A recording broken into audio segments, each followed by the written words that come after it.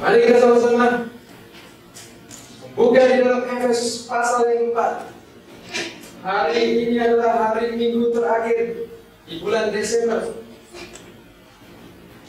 tahun 2020. Kita nantinya datang kembali hari Minggu depan, itu sudah Januari 2021. Ini adalah minggu yang terakhir dan tahun yang terakhir di tahun 2020.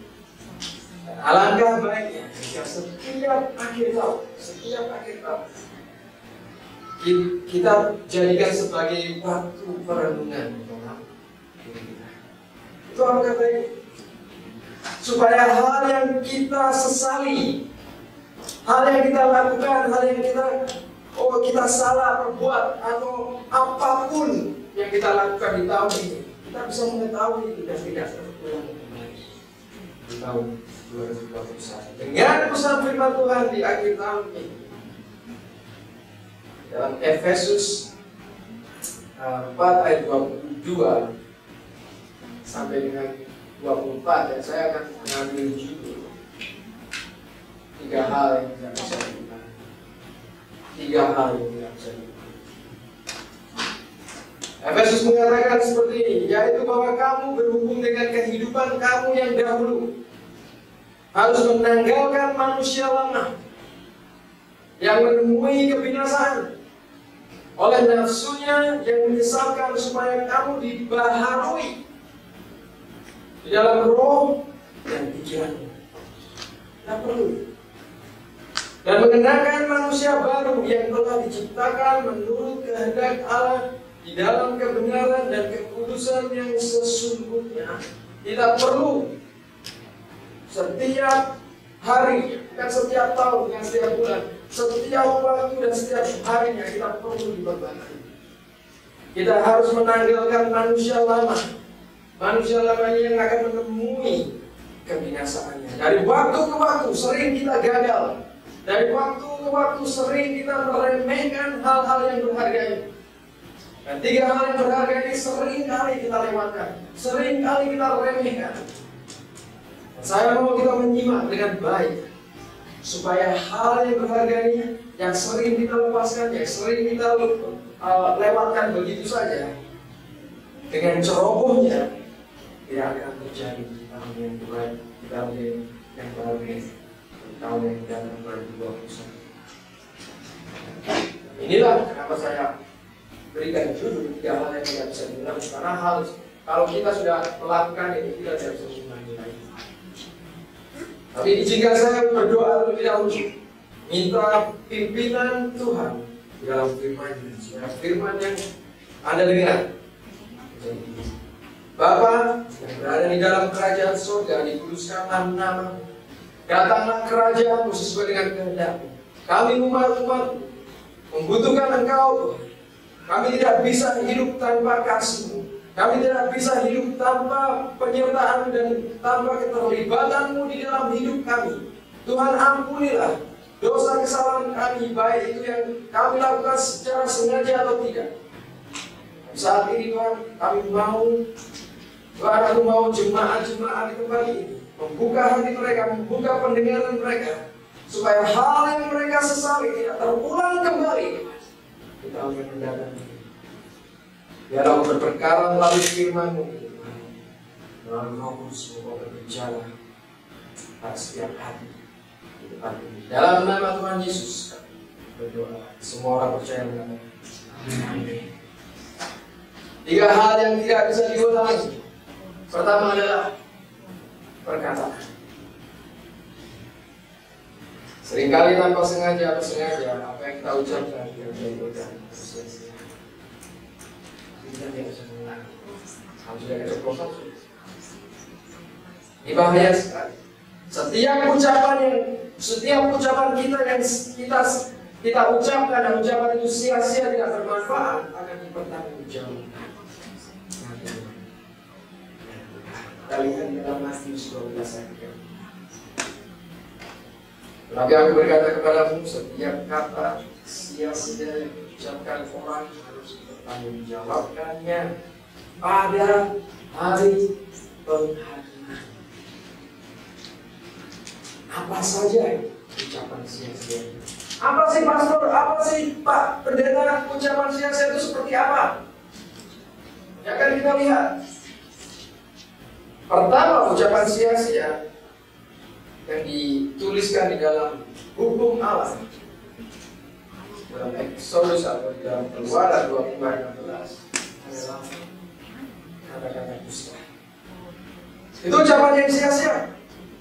Kata-kata dusta, berbohong.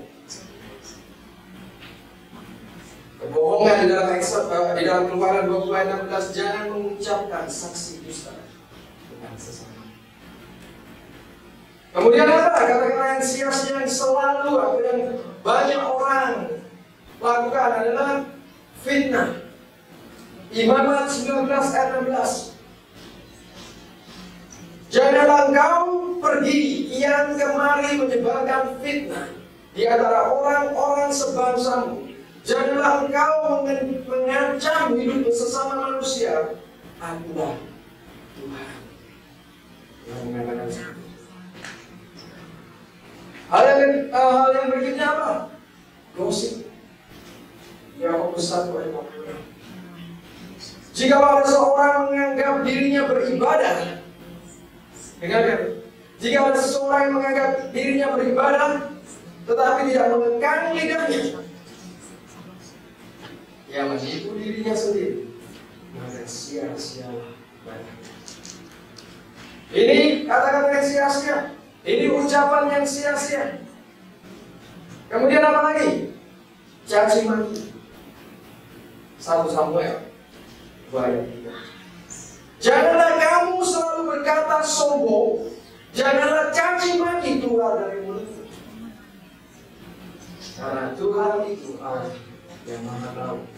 Oleh Dia perbuatan-perbuatan. Apalagi pastor? Kata-kata kotor. Di dalam Kolose 3 ayat 8. Tapi sekarang buanglah semuanya ini, yaitu marah, geram, kejahatan, fitnah, dan kata-kata kotor yang keluar dari mulutmu.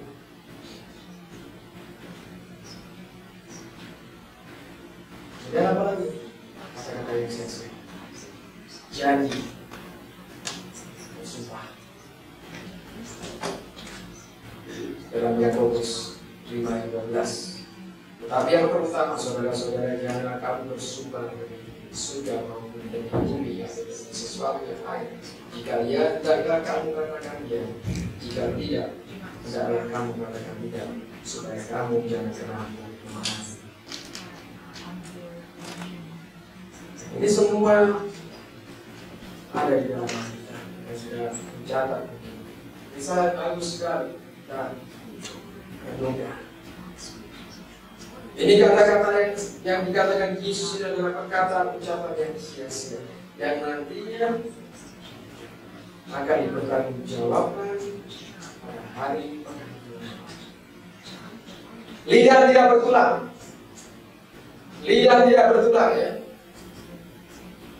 Lain ceritanya dengan tindakan atau perbuatan. Kadang-kadang perbuatan sering kali membutuhkan tenaga, tapi lidah tidak bertulang. Kita asal ngomong, kita asal mengucapkan sesuatu. Kata yang sering kita ucapkan tanpa kita pertimbangkan, asal ceplos saja, tanpa kita berpikir efeknya dampaknya untuk orang lain dan berakibat buruk kepada diri kita sendiri. Tanpa kita berpikir itu, tanpa kita menyadari, kita asal ceplos saja, tanpa berpikir kata-kata itu akan menyakiti orang lain. Kata-kata itu akan membuat mereka depresi, kata-kata itu akan membuat mereka dendam. Dan bukan untuk mereka, untuk orang lain saja, tapi kata-kata itu bisa berakibat buruk kepada diri kita sendiri. Hati-hati. Maka dari itu kita harus berhati-hati. Kita harus menjaga lidah kita. Kita nggak bisa asal ngomong aja tanpa berpikir sebelum berbicara. Saya rasa kita semua di sini mengenyam pendidikan. Saya tahu kita sudah orang-orang yang berpendidikan atau orang-orang yang sudah memiliki sopan sangat bisa mengucapkan kata sia-sia seperti itu dengan kata yang kita ucapkan yang itu nanti akan kembali. Saya ada cerita di sini. Dua pria duduk berdekatan pada audisi menyanyi. Di mana ada seorang wanita yang diaudisi untuk melakukannya dengan baik untuk menyanyikan sebuah lagu. Seorang pria berpaling ke yang lainnya dan dengan sinis mengatakan kata-kata kepada pria yang lainnya. Wah, suaranya mengerikan sekali. Orang pria yang lain ini merembut kesal dan menjawab, itu istriku. Dan sangat malu sekali pria pertama mencoba menyelamatkan mukanya dan menjawab dengan malu-malu. Maksudku, aku tidak mengaji menyanyinya, tetapi pada lagunya. Kembali lagi dengan marahnya pria yang lain itu menjawab, aku yang menulisnya. Akhirnya dia kena. Hati-hati.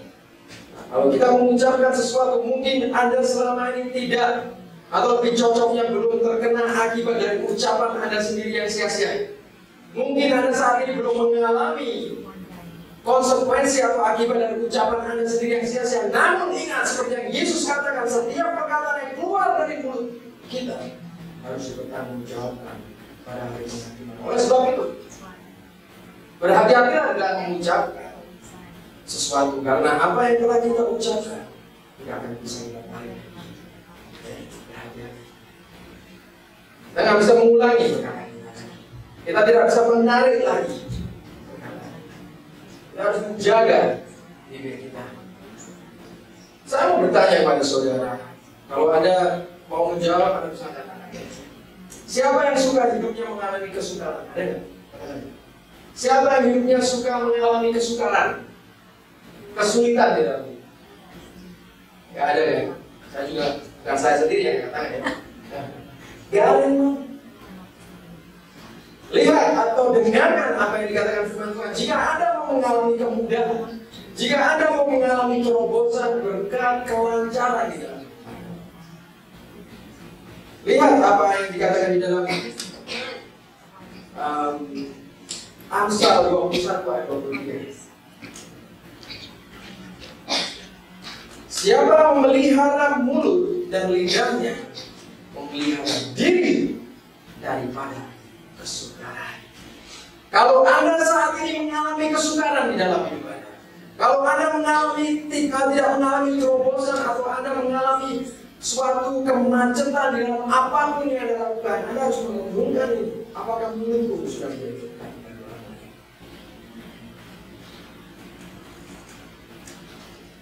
Karena jika Anda mau mengalami kemudahan, kelancaran dalam hidup Anda, peliharalah mulut dan lidah, seperti yang dikatakan dalam Amsal 21 ayat 23.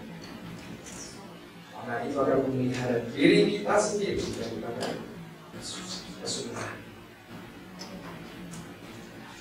Jadilah pribadi yang memancarkan terang Kristus melalui setiap ucapan yang kita keluarkan. Di dalam Efesus 4 ayat 29, janganlah ada perkataan kotor dari mulutmu, tetapi pakailah perkataan yang baik untuk membangun, di mana perlu, supaya mereka yang mendengarnya beroleh kasih. Dan inilah yang membuat seorang memancarkan sinar kemuliaan Kristus melalui apa yang kita katakan. Perkataan yang membangun yang baik, bukan perkataan yang sia-sia. Karena perkataan yang sia-sia, satu, nantinya kita akan bertanggungjawabkan itu kepada Tuhan. Dan dua, dengan perkataan sia-sia kita akan mengalami kesukaran di dalam hidup kita. Jadi ini adalah sesuatu yang perlu kita perhatikan. Mungkin kita sudah salah besar, mulut kita tidak dijaga di tahun 2020 atau tahun sebelumnya, tapi aku tidak mau menjadi bagi orang-orang di sekitar. Aku mau menyaksikan terang Kristus dalam hidup aku. Luar biasa. Kata-kata sia-sia adalah kata-kata yang tidak pernah mengucap syukur, kata-kata yang selalu mengeluh, kata-kata yang tidak pernah memberi sesuatu bangun. Jadi perhatikan ini. Hal yang kedua apa? Yang tidak akan terulang lagi. Peluang. Saya yakin banyak dari kita yang melewatkan peluang. Saya yakin banyak dari kita yang melewatkan kesempatan. Anda menyesal dengan diri Anda. Anda mungkin berpikir, andaikan saja aku bisa mengembalikan waktu. Andaikan saja aku bisa mengembalikan umurku. Saya menyesal dengan apa yang saya perbuat. Kesempatan yang saya lakukan. Begitu saja saya menyesal. Tapi saya tidak bisa mendapatkan itu kembali.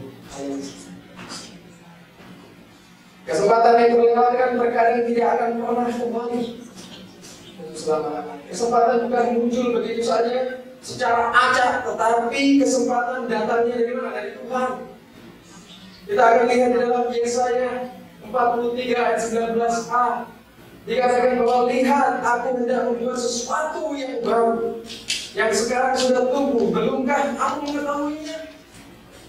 Tuhan setiap hari memberikan kesempatan kepada kita, tetapi pertanyaannya seperti ini. Apakah kita akan mengenali kesempatan itu?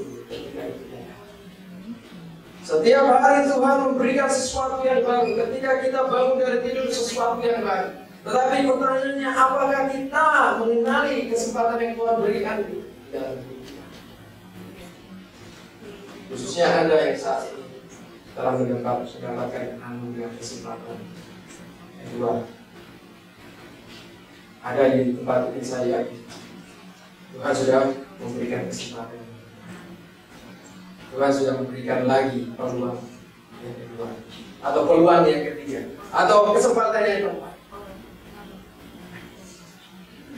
Saya mendapatkan kesempatan hidup selama dari kecelakaan pada tahun 1990. Kesempatan saya. Dan ini saya katakan atau saya sebut dengan anugerah kepada Tuhan. Jika Anda mendapatkan kesempatan dari Tuhan berkali-kali, Tuhan sangat panjang sabar. Tetapi apakah, pertanyaannya, apakah Anda mengenali kesempatan yang Tuhan berikan? Apakah merasa terlalu pede, terlalu aku, atau merasa aku yang hebat, bukan Tuhan? Aku yang melakukan ini, bukan Tuhan. Apakah Anda mengenali kesempatan yang Tuhan berikan? Kesempatan yang datang kepada Anda, kesempatan yang berkali-kali Tuhan selamatkan dari Anda. Jangan sepelekan kebaikan Tuhan. Kebaikan Tuhan ada batasnya. Kebaikan Tuhan ada batasnya. Di dalam Yakobus 4 ayat 17. Jadi jika seorang tahu bagaimana ia harus berbuat baik, tetapi ia tidak melakukannya, ia berdosa. Jadi camkan, perhatikan. Ketika kita mendapatkan kesempatan kedua, ketika kita mendapatkan kesempatan setiap hari, ketika kita mendapatkan kesempatan yang ketiga atau yang keempat, atau berapa kali kesempatan yang kita dapatkan, ini adalah kesempatan yang baik, kita bisa berbuat. Tetapi kalau kita tidak melakukan yang baik dengan kesempatan yang Tuhan berikan, seperti yang dikatakan kepada dari kitab Yakobus 4 ayat 17. Jadi jika seorang tahu bagaimana dia harus berbuat baik, tetapi dia tidak melakukan kebaikan, tidak menerapkan kebaikan, maka orang ini berdosa. Jadi kalau Anda sudah mendapatkan kesempatan yang baik dari Tuhan untuk hidupmu, Anda tidak menggunakan itu dengan baik, kesempatan yang Tuhan berikan, Anda orang yang berdosa. Dan sampai kapan Anda akan hidup seperti ini? Jangan sampai Anda menyesal. Seorang mengatakan kamu tidak pernah tahu apa yang dapat kamu lakukan sampai kamu mencobanya. Kebanyakan orang melewatkan kesempatan karena malas atau karena takut untuk mencoba. Peluang terlewatkan, banyak kesempatan terlewatkan ketika Anda berkata itu terlalu sulit. Aku nggak bisa berubah, ini aku. itu salah. Tapi Anda malas untuk berubah, Anda takut untuk berubah, Anda hidup di dalam kenyamanan. Perubahan adalah sesuatu yang baru. Anda tidak mau menyesuaikan perubahan. Anda suka dengan peluang terlewatkan ketika Anda berkata lalu seperti ini. Tidak bisa. Anda bisa. Orang lain melihat yang sama juga dan berkata, wah, ini kesempatan yang baik bagi. Ini kesempatan yang baru bagi. Ini kesempatan yang luar biasa bagi. Jadi faktanya apa? Faktanya adalah bahwa tidak ada istilah kesempatan yang hilang. Karena kesempatan yang Tuhan berikan setiap hari tidak pernah terbuang sia-sia. Dan Tuhan selalu memberikan kesempatan itu setiap hari. Tidak ada yang namanya kesempatan itu hilang. Hanya saja orang lain mengambil apa yang Anda lewatkan. Itu. Kesempatan selalu ada dan sama untuk kita semua. Kalau kita bangun setiap hari, kesempatan baru. Itu datangnya dari mana? Dari Tuhan. Bukan secara acak. Bukan kalau Tuhan lagi mood mau kasih kesempatan baru bagi kita, kasih kesempatan lagi. Kita juga setiap hari Tuhan mengatakan ada sesuatu yang baru. Jadi tidak ada yang namanya atau istilah kesempatan itu hilang. Enggak. Tetapi kau lewatkan kesempatan itu. Orang lain mengambil apa yang namanya yang sebenarnya kita nggak ada lewatkan. Karena apa? Karena Anda tidak mau berubah. Karena masih tinggal jalan yang namanya saja. Ada kesempatan yang kita lewatkan. Tidak. Kita mengalami kesalahan. Hal ketiga lainnya apa? Sesuatu yang tidak bisa kita ulangi dalam waktu. Waktu berlalu semakin cepat, khususnya kita yang hidup di kota besar seperti Jakarta ini dengan teknologi yang tinggi, internet yang canggih, gadget yang super kelas ya. Bagi kita, bagi orang-orang di Jakarta, 24 jam adalah waktu yang sangat kurang sekali. Seperti kesempatan setiap hari, Tuhan juga memberi waktu yang baru kita gunakan dengan penuh hikmat. Bukan dengan kita sia-siakan. Jadi kalau kesempatan kita sia-siakan, ucapan kita sia-siakan, waktu yang Tuhan berikan kita sia-siakan, bahaya itu. Kita nantinya akan bertanggung jawabkan di hadapan Tuhan. Dalam Kolose 4 ayat 5 mengatakan, hiduplah dengan penuh hikmat terhadap orang-orang luar. Perhatikan itu. Pergunakanlah waktu yang ada. Apa yang dimaksud Kolose? Hiduplah dengan penuh hikmat terhadap orang-orang luar. Dalam arti jangan sampai orang-orang dunia, orang-orang di luar sana mempengaruhi waktumu. Jangan sampai temanmu yang teman dunia mempengaruhi waktu. Tapi dikatakan pergunakanlah waktu yang ada. Kita selalu sibuk. Ada pesan WA yang harus dikirim, film yang harus ditonton, teman untuk ngobrol, posting untuk dibuat di Facebook, edit gambar untuk Instagram, email yang harus ditulis, ruang untuk dibersihkan, teman untuk menelpon, tugas untuk dijalankan, undangan, belanja, makanan untuk dimasak. Hidup penuh dengan kesibukan. Apalagi dengan adanya kecanggihan teknologi, maka sebagian banyak waktu kita terbuang dengan sia-sia. Berjam-jam sibuk apa? Dengan gadget, dengan HP. Ada nggak ada yang mengalami? Waduh, sudah jam 5 sore, aku nggak ngapa-ngapain. Jadi sosial media hanya di HP. Tanpa kita sadari bahwa membawa waktu baru sudah sore. Berapa banyak dari hidup kita, dari waktu kita yang terbuang dengan sia-sia. Waktu tidak dapat dibeli dengan harta. Waktu tidak dapat dibeli atau ditukar dengan IP kita yang tinggi. Waktu juga tidak bisa ditukar atau didapatkan oleh teknologi yang canggih. Sekalipun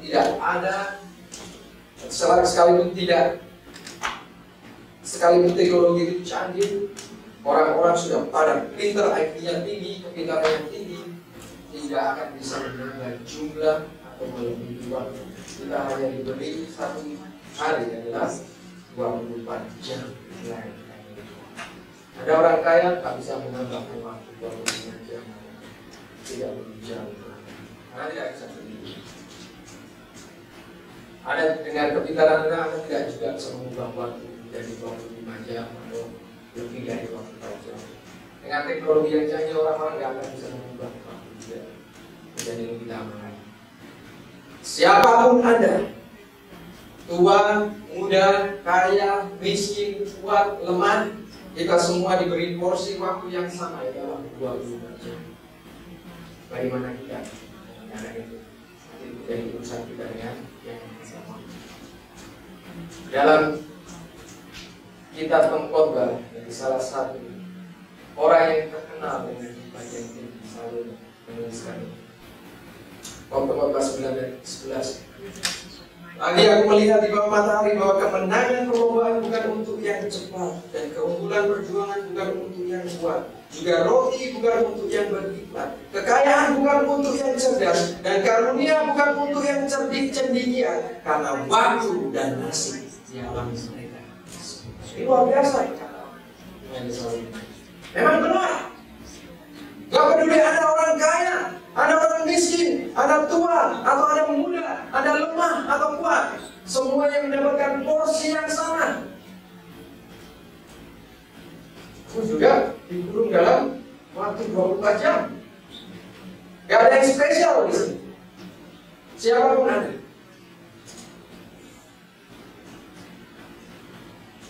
Waktu yang terbuang tidak bisa kita ulangi lagi. Tapi beberapa menit yang lalu saya tidak bisa mengulangi lagi, sudah terbuang. Oleh sebab itu Mazmur mengatakan di Mazmur 92:12, ajarilah kami menghitung hari-hari kami sedemikian hingga kami beroleh hati yang bijaksana. Luar biasa. Anda perlu berdoa. Setiap pagi bangun dari tidur, berlutut di hadapan Tuhan, doa seperti Mazmur saja. Ajarilah kami. Dan itu hari-hari sehingga kami beroleh hati. Bagaimana Anda menggunakan waktu setiap hari?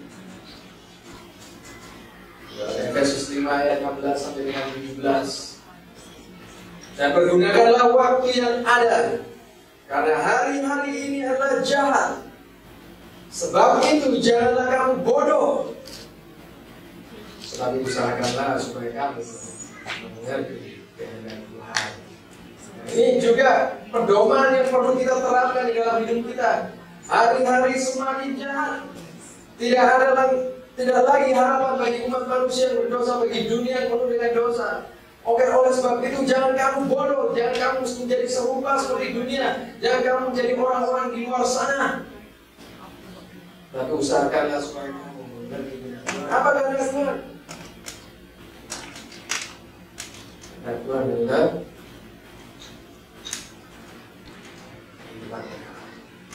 kehendak Tuhan adalah hal yang baik terjadi. Kehendak Tuhan adalah berkat. Ya. Kehendak Tuhan adalah kesehatan, perlindungan. Tapi kalau kita bertindak, berlaku bodoh, maka kehendak Tuhan tidak ada di dalam kita. Artinya apa? Kita akan mendapatkan berkat Tuhan, kita akan mendapatkan perlindungan Tuhan. Tapi aku masih hidup kok sampai sekarang, Pastor. Walaupun tidak dekat sama Tuhan, ya belum waktunya. Ada waktunya. Anda nggak bisa mendengar, Anda nggak bisa berdebat dengan Tuhan. Karena setiap orang memiliki waktu. Setiap orang milik iman nanti berhadapan dengan sama. Setiap perbuatan, setiap apa yang kita lakukan, apa yang mau kau katakan? Alasan apa lagi? Hidup orang Kristen yang tidak memanfaatkan waktunya dengan baik adalah hidup orang yang tidak memiliki persiapan atau planning, tidak ada usaha. Hidup orang Kristen, ada orang Kristen, ada bergereja, ada sudah dibaptis atau ada sudah menjadi Kristen sudah lain, tapi kalau kau tidak memanfaatkan waktumu dengan baik, hidupmu tidak memiliki persiapan atau planning, tidak ada usaha. Saya tahu kan cerita yang mengenai Johannes bodoh dan bijaksana. Kenapa ada di sini bodoh? Tidak ada persiapan dalam hidup. Dan 5 gadis bijaksana, kenapa disebut bijaksana? Bedanya tipis. Kalau engkau tidak memiliki persiapan di dalam hidupmu, berarti kau tidak memanfaatkan waktu 24 jam yang Tuhan berikan. Kau terlalu sibuk dengan usahamu, dengan dirimu sendiri, dan kau tidak akan tahu, kau tidak akan mengenal. Jadi perkataan, kesempatan, dan waktu adalah 3 hal yang mudah sekali kita lepaskan, berlalu begitu saja di hadapan kita, tanpa pernah mempertimbangkan dengan hati-hati. Ya nggak apa-apa lah, berdoa, bosan waktu, waktu dibuang-buang, besok kan ada lagi. Ingat, Tuhan masih sabar kepada Anda.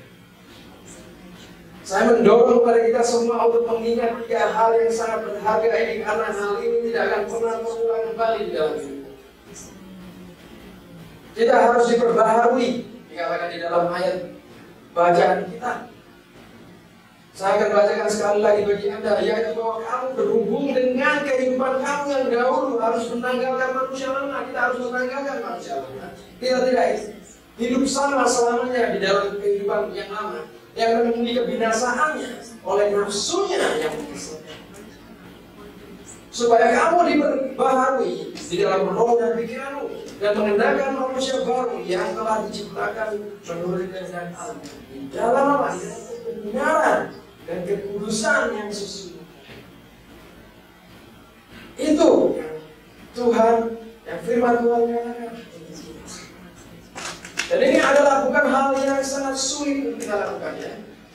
Ini adalah hal yang saking mudahnya kita melewatkan hal ini dengan mudahnya. Percakapan kita, ucapan kita, kesempatan waktu kita, ini mudah sekali, ini hal yang enteng. Tanpa kita perlu usaha banyak. Jadi saya mengatakan ini kepada Anda, 3 hal yang tidak bisa diulang kembali. Jangan ada kembali pada hal yang sama. Kita berdua bersama. Tapi renungkan di minggu terakhir di tanggal 27 Desember, aku mendengarkan khotbah mencatat dengan 3 hal yang tidak akan diulangi kembali. Perkataan, ucapan, kesempatan yang ada. Waktu itu menjadi iman atau sendiri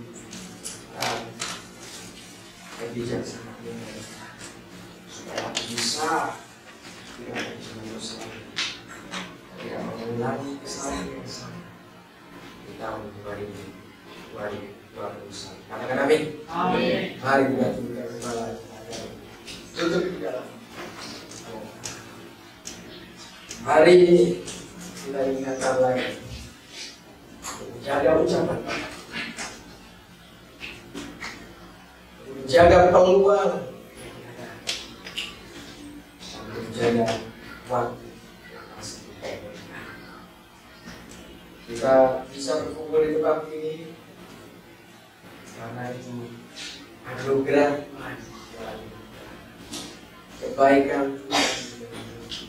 Jika tidak memiliki apapun yang kita banggakan, kita semua adalah orang-orang yang perlu pengharapan dari Tuhan. Kita tidak bisa hidup dengan diri kita sendiri, kita perlu sesama kita.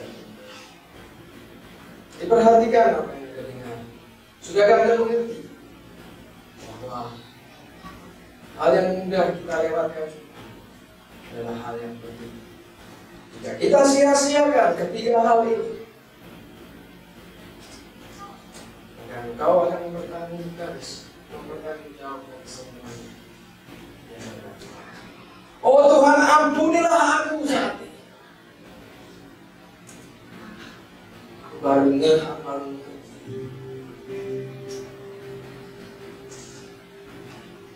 Sudah lama sekali aku menyanyikan apa yang kau berikan. Aku sudah dengan ucapan. Saat ini Tuhan, kau benar-benar menegur hidupku. Minta aku kepada Tuhan.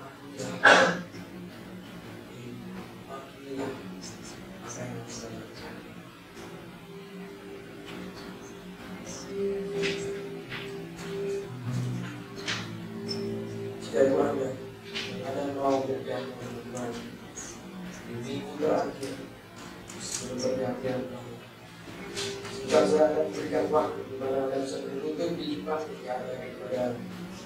pada karpet di depan seperti orang lain. Anda bisa minta ampun. Anda berlutut dengan mengakui bahwa aku orang yang berdosa. Tuhan, aku mau Kau menjamah hidupku. Aku mau Kau menjamah pikiran. Aku mau Kau menjamah hati, supaya aku tidak hidup di dalam manusia lama, tidak hidup di dalam manusia yang menuju kebinasaan, pada diperbaharui setiap harinya. Baru kebenaran, kehidupan, kekudusan dan sesungguhnya. Di hari sebelum kita mengakhiri ibadah, saya mohon Anda menyerahkan diri Anda kepada Tuhan. Saya tidak tahu Anda, saya tidak tahu apa latar belakang Anda, saya tidak tahu apa yang Anda perbuat sebelumnya, tapi Tuhan tahu setiap saat, setiap perbuatan, setiap perkataan, setiap apapun yang Anda perbuat. Dan Tuhan mau menyelamatkan Anda dari hal yang buruk yang nantinya akan menimpa Anda dan membuat penyesalan yang kekal selama-lamanya. Jangan tinggalkan tempat ini tanpa memiliki pengampunan dari Tuhan Yesus Kristus. Siapa di sini yang mau diampuni? Angkat tangan. Siapa yang mau diampuni? Haleluya. Kita mau semuanya diampuni. Terima kasih. Jangan tinggalkan tempat ini tanpa menerima pengampunan dari Tuhan, dari Bapa melalui Kristus Yesus. Jika Anda betul-betul memiliki hati yang jujur, Anda mau menerima pengampunan Kristus. Kristus telah mati di kayu salib untuk menebus dosa-dosa kita, dan Dia bukan hanya mati seperti nabi-nabi yang lain, tapi Dia bangkit ketiga harinya, menunjukkan bahwa kematian pun tidak bisa menghentikan kuasa-Nya. Dan aku akan memberikan kuasa ini kepadamu, supaya engkau nantinya akan hidup bersama-sama denganku lagi, kekal selama-lamanya. Jika Anda mau itu, mari saya persilakan Anda bangkit berdiri. Altar ini terbuka, Anda bisa maju ke depan. Mari kita sama-sama berdiri. Anda maju ke depan. Haleluya. Terima kasih. Berdoa kepada Tuhan, minta suatu pencerahan dan pengampunan kepada Tuhan. Tuhan, ampuni hidupku. Tuhan, aku tidak layak hidup dengan apa yang sudah aku lakukan di tahun 2020 ini. Tetapi aku tidak mau mengulangi hal yang sama. Aku mendapatkan hal yang baru. Aku mau memiliki hidup yang baru.